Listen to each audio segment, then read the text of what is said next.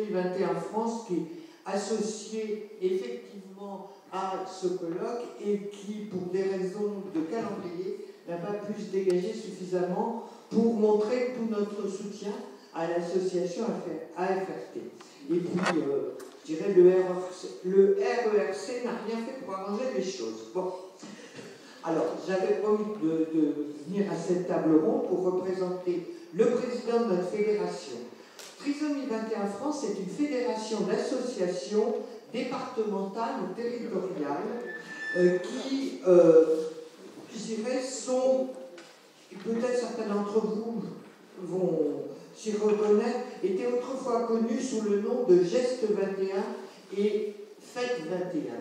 Ce sont des associations qui, dès leur origine, il y a plus de 40 ans maintenant, associaient des parents et des non-parents, bien souvent des professionnels, en se disant qu'ensemble, ils allaient développer des projets pouvant permettre aux personnes avec trisomie 21 de s'insérer dans la société. On était loin avant la loi 2502 dont on a parlé tout à l'heure, loin avant la Convention des Nations Unies, mais il faut bien savoir que ces orientations inclusives ont toujours été dans les valeurs développées par Trisomie 21. Aujourd'hui, comme l'a dit mon voisin, on parle pareil d'autodétermination, d'autoreprésentation et de citoyenneté.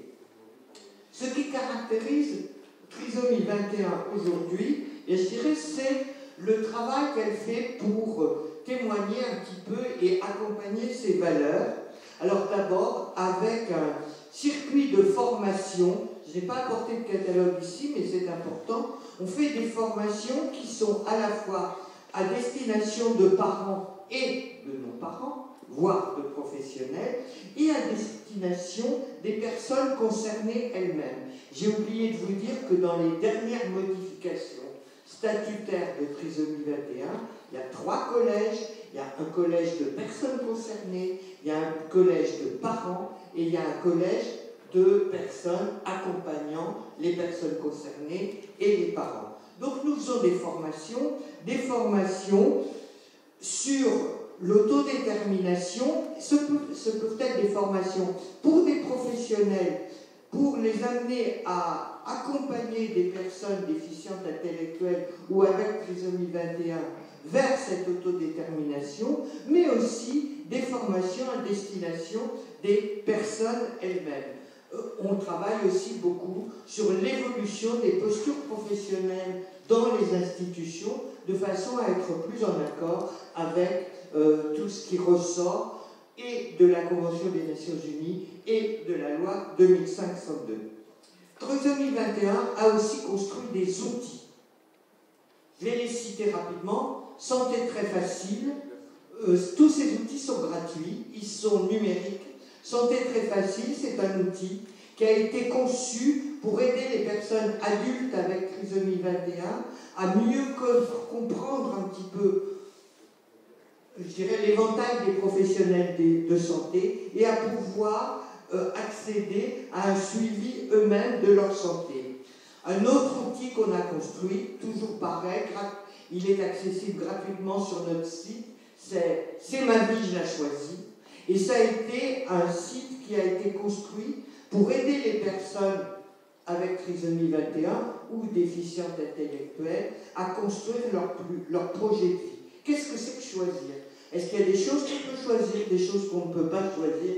Et c'est un site qui est complètement abordable. Le troisième outil, il s'appelle Mes Amours. Tout à l'heure, Hassen a dit qu'effectivement, une des demandes des personnes déficientes aujourd'hui, c'est de pouvoir accéder à la vie la plus ordinaire possible, à une vie affective et sexuelle éventuellement, et pour ça, il faut pouvoir accompagner en donnant des formations et de l'information. Mes Amours, ça a été un outil qui a été construit en partenariat entre des chercheurs et les personnes concernées.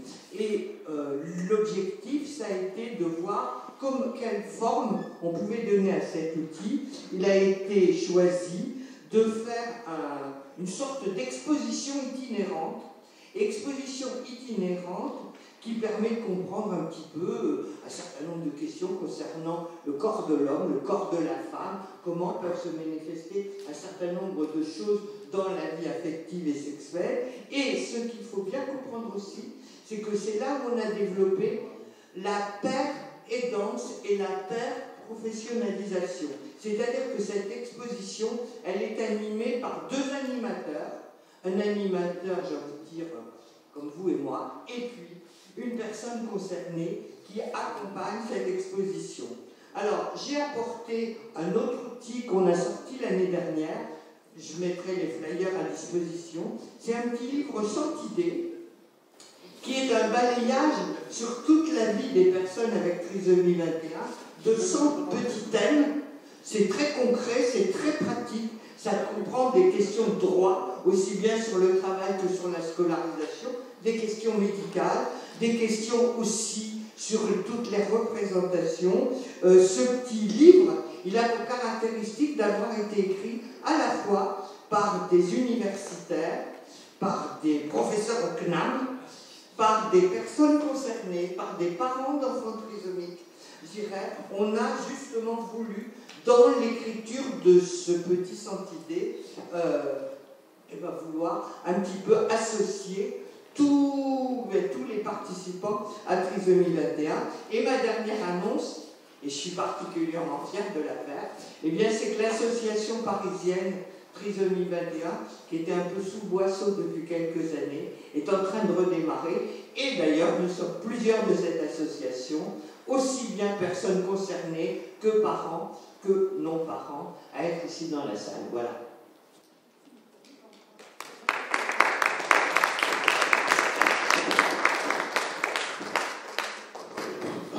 Bonsoir à tous. Je n'avais pas prévu de présenter l'association. Nous, c'est la 4e fois qu'on intervient dans ces journées, donc c'était pas la peine. Je vous rappelle juste qu'on est une association de familles et de personnes handicapées.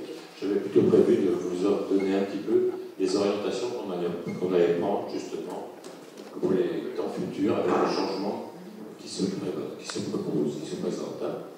Tout d'abord, la première chose que l'on va faire, c'est qu'on va réclamer, et je pense que tout le monde sera d'accord, un rattrapage en urgence des manquements de l'État en termes d'accès aux droits et de financement des accompagnements. C'est une campagne qu'on vient de lancer, vous l'avez certainement vu sur les réseaux sociaux. Mardi a débuté une petite vidéo avec Mélanie qui reprend le relais de l'année dernière et qui passe la main à Élan Kilameyer pour présenter une météo du handicap reprenant les points suivants en particulier.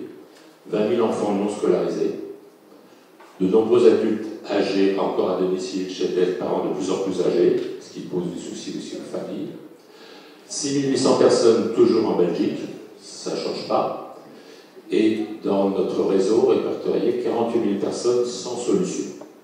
Donc ce sont tous des sujets que l'on porte en permanence et on voudrait que cela soit résolu avant que la politique concernant les personnes handicapées change.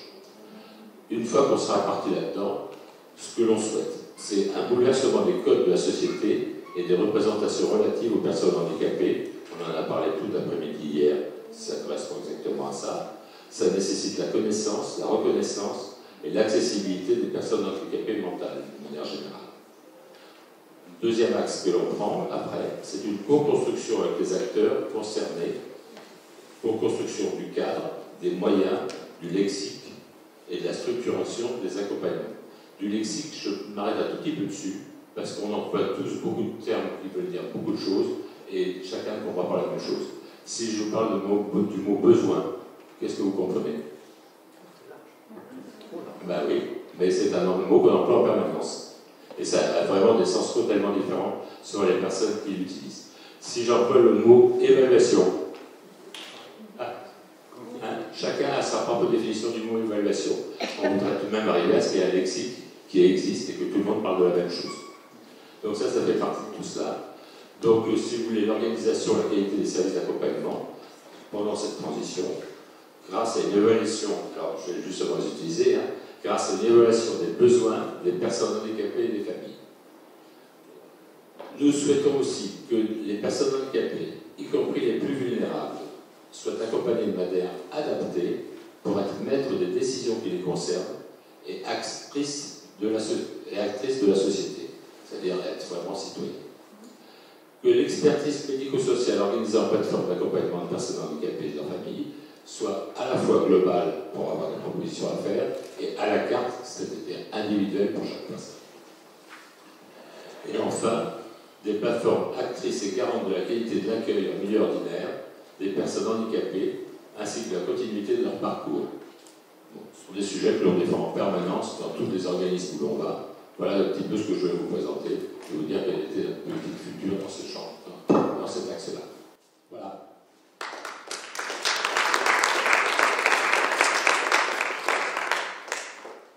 Bien, bon, mais donc j'interviens en quatrième aussi. Alors, d'abord, de quel point de vue je parle? Certes, je suis à la FRT, mais je vais prendre un point de vue un peu plus général.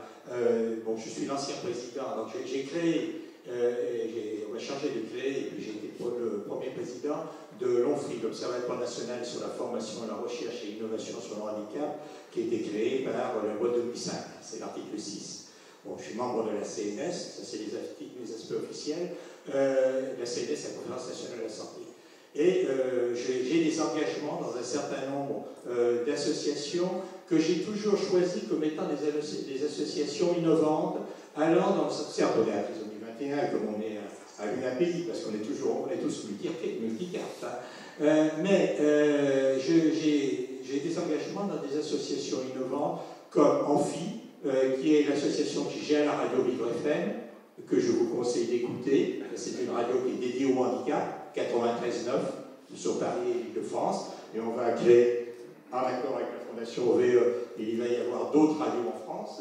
On va faire des sémages. R, puisque R qui vous a été présenté hier, qui est l'association d'insertion et de maintien dans l'emploi. Et puis aussi la FRT.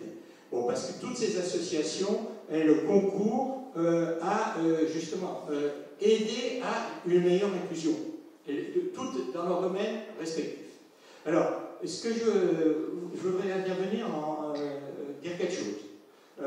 La première, c'est le contexte. Je vais essayer de donner un peu un tableau de recul, avoir un peu de recul. Premièrement, le contexte a changé. Deuxièmement, qu'est-ce que l'inclusion? Quel type d'objectif c'est l'inclusion? Qu'est-ce que l'accompagnement? Et quelle est la stratégie de la FRT dans ce contexte-là? On me demande d'intervenir au titre de la FRT. Je retourne là-dessus. Donc alors, tout d'abord, le contexte a changé. 3 points. Bon, vous savez qu'on a un monde médico-social très développé en France. Ça, c'est quand même une histoire spécifiquement française. Hein. Donc, cette importance du monde médico-social. Donc, il faut en tenir compte de son existence et puis pour le faire évoluer. Mais c'est une très vieille histoire puisque ça remonte aux hôpitaux généraux de Louis XIV. Hein. C'est un héritage de ces vieilles histoires. Deuxième chose qui a changé de façon fondamentale, on ne l'a peut-être pas assez dit dans ce colloque, c'est la définition du handicap. Bon, c'est-à-dire que jusqu'à la fin des années 1900, jusqu'à la fin du XXe siècle, si vous voulez, le handicap, c'était quelque chose qui caractérisait la personne, c'est-à-dire qu'elle avait des déficiences liées à des pathologies, etc. Bon, et qui l'empêchait de participer à la vie sociale. Mais la nouvelle définition, celle qui est donc la définition de l'OMS, qui est en vigueur maintenant, disons pour ce XXIe siècle, c'est que le handicap, c'est le résultat d'une interaction entre des caractéristiques individuelles et un environnement inadapté. Donc ça fait apparaître 2 termes. Il y a l'individu qui certes présente un certain nombre de déficiences liées à des pathologies, mais il y a aussi une inadaptation de l'environnement. Et ça s'est traduit, quand même, ces évolutions, en France par la loi 2005, dont on a parlé tout à l'heure, sur la participation à la citoyenneté des personnes handicapées, qui insiste bien sur l'idée qu'il faut faire évoluer les 2 choses, c'est-à-dire compenser les déficiences des personnes, on est dans la compensation, et d'autre part rendre la société accessible. Bon, c'est les 2 termes, individu et environnement. Alors, d'où l'inclusion. L'inclusion, c'est un objectif. Alors, je rappelle que le mot inclusion signifie que les personnes handicapées font partie de la société. On n'est pas dans l'idée de l'intégration, nous avons dépassé l'idée de l'intégration. On intègre dans un ensemble quelque chose qui est à l'extérieur, en le faisant rentrer. Là, l'idée est que les personnes handicapées sont dans la société et que ce qu'il faut, donc ce n'est pas les personnes handicapées qu'il faut inclure, c'est la société qu'il faut rendre inclusive, parce que c'est la société qui n'est pas adaptée. Donc voilà, en fait, il faut parler de société inclusive, plus que d'inclusion, au sens que cette société doit faire toute sa place aux personnes handicapées qui, de fait, font partie de la société. Ceci implique deux choses, comme je l'ai dit avec la loi de 2005, c'est rendre accessible la société, et d'autre part, puisque les personnes handicapées ont des déficiences, des désavantages, elles ne sont pas à armes égales avec les autres, il faut mettre en place des compensations pour qu'elles puissent justement faire partie de cette société, se retrouver au même compte que les autres. Bon, ces compensations, on en a parlé, c'est à la fois des compensations financières, c'est la PCH, la prestation de compensation de handicap, c'est des aides techniques qu'il faut développer. Ça, on a un peu dit dans ce colloque, mais effectivement, il y a, pour d'autres handicaps en particulier, il y a beaucoup de choses à faire dans le domaine des aides techniques. Et c'est les aides humaines. Et les aides humaines, ça va nous amener à l'accompagnement. Alors, qu'est-ce que c'est que l'accompagnement? Bon, une première chose, je vous dirais, étymologiquement, vous avez vu qu'il y a le mot compagnon, dedans, accompagnement, compagnon. Accompagner, ce n'est pas faire, dire de faire, ce n'est pas faire à la place de, c'est faire avec. On est dans le compagnonnage, on fait avec. Donc, l'accompagnement implique une position éthique. Si vous avez eu aussi une intervention d'Emmanuel Hirsch, pardon, en début, c'est bien dans cet esprit. Toute notre action doit être sous le regard de l'éthique. Bon. D'autre part, l'accompagnement, et ça a été dit par Benoît Janvier, par exemple, hier, c'est une forme de compensation. C'est la compensation des désavantages qui caractérisent les personnes handicapées. Alors, ces accompagnements peuvent prendre de multiples formes. On pense tous aux AVS, aux auxiliaires de vie scolaire, mais si vous étiez allé, c'était un grand moment, aux États généraux de la déficience intellectuelle qui ont réuni 1 millier de personnes au Trocadéro il y a environ un mois. Bon, c'était un très grand moment. Je vous conseille quand même de lire l'article que j'ai fait, qui est dans les nouvelles du chromosome 21, qui fait le compte rendu de ces États généraux. C'était un moment porteur d'espoir. Et ce qu'on a vu apparaître, c'est qu'il y avait des tas de formes d'accompagnement. On a entendu parler d'auxiliaires, de parcours de vie, de médiateurs, de parcours inclusifs. Bon, tout ça, c'est des mots. Mais ça veut dire qu'actuellement, vous avez une évolution. Alors, c'est une évolution. Est-ce que c'est un nouveau métier? Est-ce que c'est des nouvelles fonctions des travailleurs sociaux? Je n'en sais rien. Il y aura des débats parce que derrière, il y a des questions de statut et tout. Bon, c'est assez complexe. Mais on se tourne vers ce type de formulation. Donc ça peut prendre, apparaître dans de multiples domaines. Voilà donc ce qu'est l'accompagnement. Donc on a pour faire le lien avec le colloque, on en a eu des exemples hier toute l'après-midi dans le domaine de l'emploi. C'était des formes d'accompagnement qui nous ont été présentées. Alors pourquoi ceci est rendu possible, j'allais dire politiquement, puisqu'on a une nouvelle loi.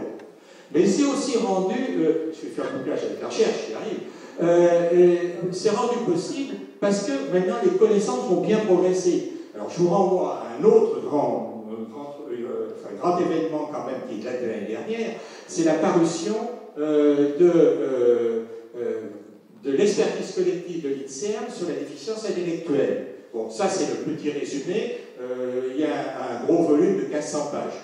Il est disponible sur Internet, hein. Vous pouvez y avoir accès. Et je prends une phrase de ce rapport, de cette expertise collective, l'explosion récente des connaissances, tant sur les causes des déficiences intellectuelles que sur les processus cognitifs et adaptatifs sous-jacents, permet de mieux appréhender le fonctionnement des personnes avec déficience intellectuelle et d'envisager des stratégies adaptées d'apprentissage, d'accompagnement et de soutien. Parce que si on ne peut avancer sur l'accompagnement que parce qu'on connaît mieux comment fonctionne le cerveau. Voilà. Donc c'est important de montrer que le lien entre la recherche et les avancées pratiques des prises en charge. Bon, donc ça me permet de boucler sur la FRT, parce que ça rejoint la stratégie de la FRT. Nous sommes en plein dans la production et la transmission de connaissances scientifiques, certes sur le domaine médical, mais justement, le domaine médical, on peut s'y arrêter. C'est que si on veut que les personnes déficientes intellectuelles, et en particulier, pour ce qui nous concerne, les personnes vivant avec une trisomie, si on veut qu'elles soient vraiment incluses dans la société, il faut qu'elles soient dans la meilleure santé possible. Pour qu'elles soient bien participées, de bons citoyens, etc., il faut qu'elles aient la meilleure santé possible. Bon, donc notre combat, c'est justement de faire progresser la recherche pour avoir des avancées sur la santé. Trop souvent, on néglige les pathologies associées au handicap. Ça, vous avez très bien compris tout au cours de ce colloque qu'il y avait beaucoup de pathologies associées, de prévalence différentielle, qui concernent la trisomie 21. Donc, il faut qu'on puisse avancer là-dessus. Pour terminer sur cet aspect de santé, je rappelle une phrase du professeur Vincent Desportes, qui était le grand animateur des États généraux de la déficience intellectuelle. Il disait « Les personnes avec déficience intellectuelle ont plus de problèmes de santé que la patientèle normale et ont plus de difficultés d'accès aux soins. » Donc on voit tout le combat que nous avons amené. Merci.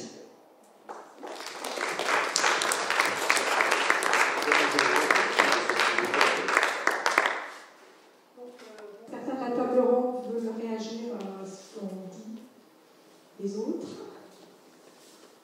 Sur l'importance accordée par M. Faure aux États généraux de la déficience intellectuelle, je crois qu'effectivement, ces États généraux nous ont permis de faire un grand pas en avant. J'ai peut-être rappelé, puisque à la fin des États généraux, il y a eu, en définitive, 10 éléments qui ont été pointés comme indispensables pour justement permettre aux personnes déficientes intellectuelles de se développer dans un environnement le plus optimal possible. Alors, il y a 7 conditions qui sont des conditions particulières. La première, elle consiste à dire qu'il faut agir tôt. Effectivement, pour la trisomie 21, en général, le diagnostic peut être fait en anténatal tout de suite, mais il faut bien voir que pour d'autres formes de déficience intellectuelle, ça va se faire un petit peu plus tardivement. Quelquefois, on s'interroge, et c'est vrai que la NECAMS, l'association qui regroupe tous les centres d'action médico-sociale précoce, était à ces états généraux et dit c'est important d'agir tôt pour éviter justement le surhandicap et pour permettre aux gens de mieux s'inscrire dans une société en évolution. Accéder à des évaluations de qualité. Ça, M. Faure l'a dit sous ce terme d'évaluation, on met quelquefois des choses différentes, mais c'est vrai que c'est quelque chose d'important. Permettre l'accès au diagnostic étiologique pour tous. On sait très bien que sur l'ensemble du territoire, l'accès n'est pas le même à ces possibilités de diagnostic étiologique. Améliorer donc l'accès aux soins. C'est vrai que là, on est dans un pays, mais que ce n'est pas toujours la même chose que d'être en région parisienne ou d'être au fin fond. Je ne vais pas vous dire de département, mais prenez celui que vous voulez. Développer les capacités des personnes. Trop longtemps, et en particulier pour les personnes avec trisomie 21, on a eu des représentations sur « ils ne sont pas capables d'eux ». Et s'ils ne sont pas capables d'eux, on ne va pas leur demander d'eux. Donc, j'irais là, leur permettre d'accéder à développer leurs capacités, c'est croire en eux, c'est ne pas penser qu'ils ont des limites, et c'est quelque chose de très très important. L'accompagnement, M. Faure en a parlé, accompagner les personnes dans leur pouvoir d'agir. Il ne s'agit pas de faire un projet à leur place, ni pour les parents, ni les professionnels. Il s'agit de les accompagner dans leur choix à eux, et puis apporter un soutien aux familles. Et les points transversaux, c'est effectivement décloisonner les formations, c'est avoir des centres de ressources et mettre en œuvre un grand programme national de recherche. Ça rejoint vos problématiques. Je voulais juste prendre la parole pour dire que... Oui, tout à l'heure, j'avais entendu au niveau du partage d'informations, de créer des bases de données uniques qui permettent... on parle beaucoup de big data, et pour utiliser le big data, il faut avoir des bases de données qui le permettent. Moi, je suis très heureux d'avoir ces 4 associations présentes ensemble. Je pense aussi qu'il y a une autre nouvelle aussi. Je le vois dans l'association où je suis, Handicap Anjou, qui gérons la déficience intellectuelle. Il y a à la fois l'autisme et la trisomie. Et je constate au niveau autisme qu'il y a un plan autisme, qu'il y a une osmose. On a l'impression de parler d'un langage unique. Et que pour nous, au niveau trisomie, on est encore entre beaucoup d'associations. Et que quand on est parent, voilà, on est par séquence. On a une séquence médicale d'un côté, on a une séquence, j'allais dire, inclusion, emploi à un autre moment. On vit suivant l'âge de nos enfants. Et que l'aube, pour moi, de la trisomie aussi, et de l'inclusion et de l'accompagnement, c'est quand l'ensemble des associations seront ensemble, partageront l'ensemble de leurs compétences. Et je pense qu'on avancera encore plus, que là, on est encore dans la politique des petits pas, alors qu'il faut aller vite, à mon avis.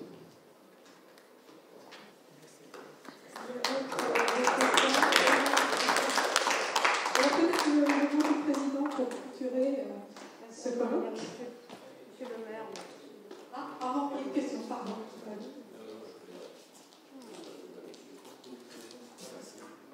Merci, monsieur, pour tout ce que vous venez de dire.